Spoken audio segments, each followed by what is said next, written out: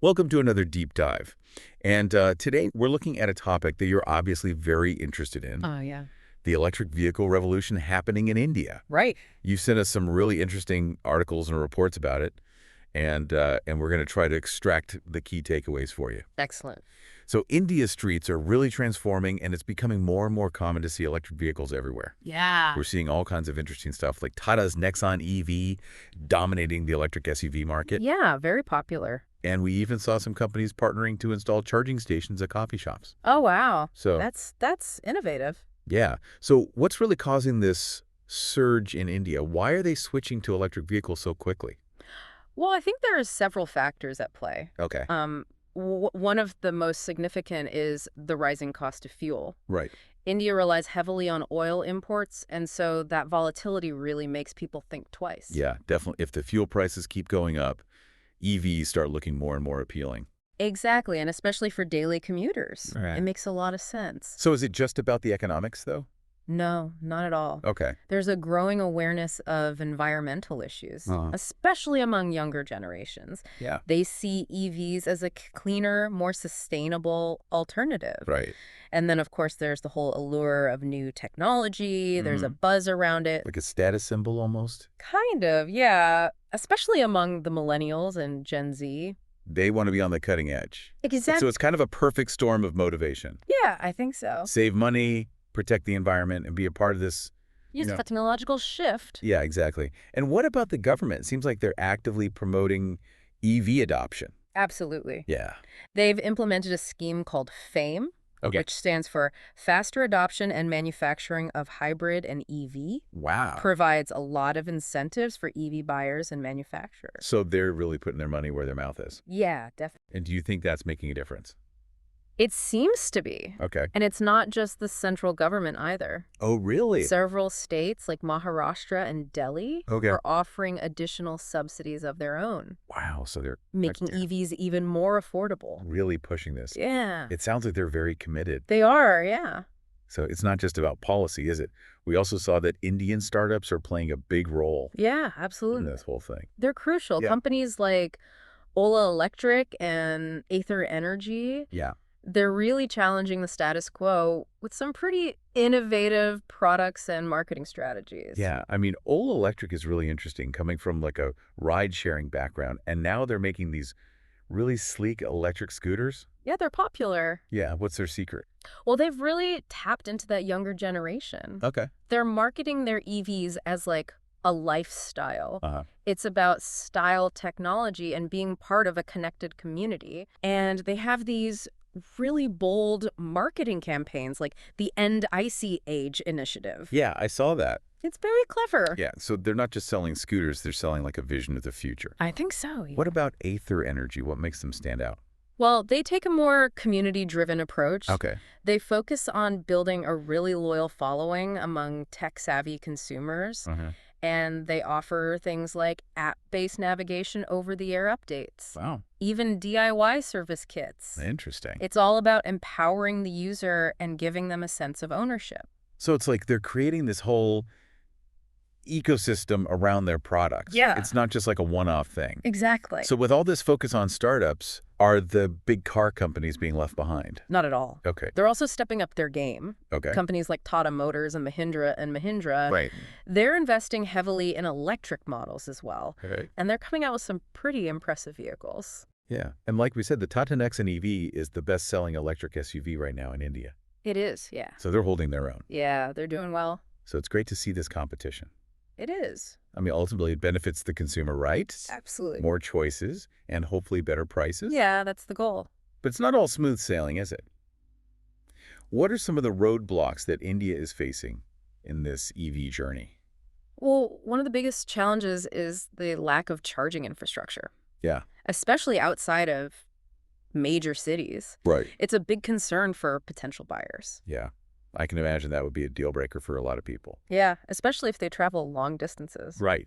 You know, it's what they call range anxiety, right? Exactly. The fear of running out of charge before you get where you're going. Yeah. And I actually read a story about a tech worker in Bengaluru who got stranded in the middle of his commute because his EV ran out of battery. Oh, no. It happens. Yeah, that's the fear. Yeah, so how are they tackling this problem?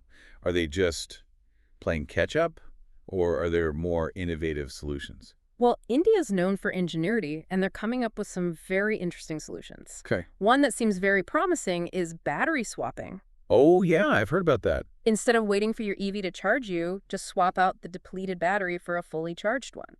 That sounds way faster. It is, yeah. And are there companies that are actually doing that in India? Yes, several companies are investing heavily in battery swapping technology. Okay. Sun Mobility and Reliance Industries are a couple of big ones, Okay. setting up swapping stations across the country. So it's not just a concept, it's actually happening. Yeah, it's becoming a reality. And it seems like the bigger companies are getting on board too. I read that Tata Power is partnering with Starbucks to install charging points at their stores. Yeah, that's great. I mean, that's a pretty smart way to just, make it part of your everyday routine. It is. Yeah, it's very clever. You're just getting coffee and charging your car. Exactly, and it's a sign that EVs are becoming more mainstream. Right. And it's not just about building charging stations, it's about making them accessible and convenient for everybody. Yeah. For sure. So it seems like convenience is a key factor in this whole EV adoption thing. And that also ties into another big aspect. Demographics. Yeah, the changing demographics in India. Yeah, definitely. Seems like millennials and Gen Z are kind of the driving force behind this EV revolution. Yeah, they're very vocal about it. Yeah, and it's more than just buying cars and scooters for them. It's about like promoting them on social media and making it cool to be eco-conscious. Absolutely, it's a statement. Yeah, like a whole lifestyle thing. Exactly. And brands are picking up on that Ola's End Ice Age campaign. Yes. Very clever. Very impactful. Yeah, and Ather Energy with their community-driven approach. Yeah, engaging their customers. It's all about experience. Yeah. And it's not just the homegrown brands. Hyundai is promoting their upcoming Ioniq 5 with features like Netflix on wheels. Targeting that younger demographic. It's interesting how they're trying to appeal to them. Yeah. So we've talked about like the economic factors, the government startups and consumer preferences, all driving this EV revolution. Yeah. But what about the future? Yeah. What's next? Is this a passing fad, or is India really on the cusp of like a major transformation? Well, based on what we've read, the future looks incredibly promising. Okay. There are several factors suggesting that this isn't just a trend, but a fundamental shift. Got it. And one of the most significant is the projected decline in battery costs. So batteries are going to get cheaper. Yeah, a lot cheaper. Okay. Experts are predicting like a 30% reduction by 2026. Wow, that's huge. It is, yeah. And that'll make EVs even more affordable. So if they're cheaper than gas-powered cars, Yeah. then it's like a no-brainer. Yeah, pretty much. So what about the charging infrastructure? Is anything being done about that? Yeah, the government's working on it. Okay. Their goal is to install 46,000 charging points across the country. Wow, so that would make long-distance travel in an EV a lot more feasible. Yeah, you could drive from Chennai to Ladakh without worrying about running out of charge. That's amazing. Yeah, it's a game changer. And what else is on the horizon? Any other exciting developments? Well, India has the potential to become a global hub for battery manufacturing. Oh, wow. Companies like Reliance Industries and the Suzuki-Toyota partnership are setting up local production facilities. So they're not just going to be consumers of EVs, they're going to be producers. Exactly. Interesting. And are we seeing any luxury car brands getting in on this? Yeah, actually we are. Okay. Audi's e-tron and BMW's i4 are already available. Oh, wow. And Mercedes is expected to launch its EQE soon. So it's not just about affordability anymore, it's about luxury and performance. Yeah, the perception of EVs is changing rapidly. So they're not just for eco-conscious people anymore. No, they're becoming more mainstream. Yeah. Yeah. Very interesting. But are there any naysayers? Is anyone skeptical about this whole electric revolution? Well, some people argue that EVs still represent a very small fraction of India's overall vehicle market. And they point out that India has a massive existing fleet of gas-powered vehicles. Right. So the transition is going to take time and a lot of investment. It's like turning a giant ship around. Exactly. It doesn't happen overnight. It takes time. It does take time.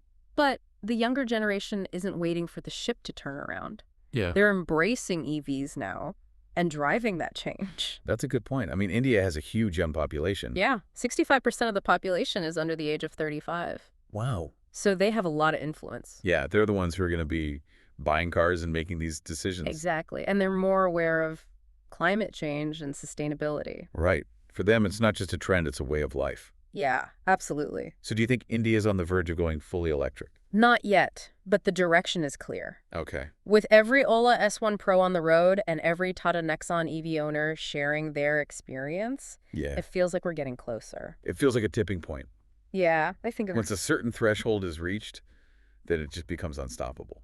exactly, and there's a real sense of excitement around it. Yeah, definitely. So let's kind of recap what we've learned today. What are the key takeaways for our listener? Well, the main takeaway is that India's EV revolution is being fueled by a combination of factors: Go. government initiatives, innovative startups, changing consumer preferences, Uh-huh. and a growing awareness of sustainability. Especially among those younger generations. Exactly. So it's like all these forces are coming together to create this really dynamic shift. It is, yeah. And there are challenges, of course, like we talked about the infrastructure. Yeah. But the momentum is there. It And is. this rapid growth, it makes you wonder what kind of impact it's going to have, right? Yeah, definitely. Like what's going to happen to India's energy grid in the next 5 to 10 years? That's a good question. Yeah, that's something for our listener to think about. It'll be interesting to see how India adapts. Yeah, for sure. Well, on that note, we've reached the end of our deep dive into India's electric vehicle revolution. It's been a fascinating discussion. It has a huge thank you to our listener for sending in such great material. Yes, thank you. Really appreciate it. And to everyone listening, thank you for joining us on this journey. Thanks for having me. We hope you found it informative and engaging. Until next time, stay curious. Yeah, it's a really complex issue. It is. There are a lot of moving parts. Yeah, a lot of factors to consider, but I think overall it's a positive development. Right. It's exciting to see India embracing this technology and kind of leading the way in a lot of ways. Definitely. And it'll be interesting to see how it all plays out in the long run. Yeah, for sure.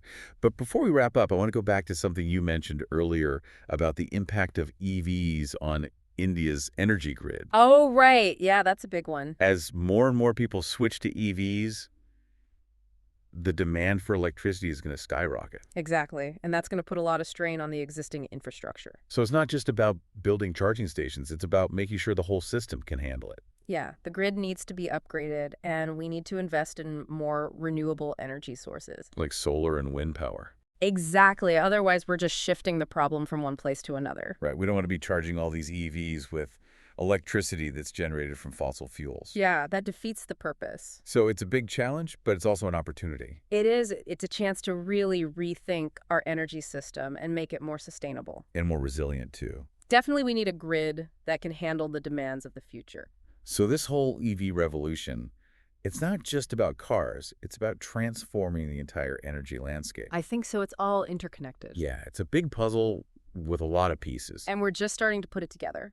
Well, on that note, I think we've reached the end of our deep dive into India's electric vehicle revolution.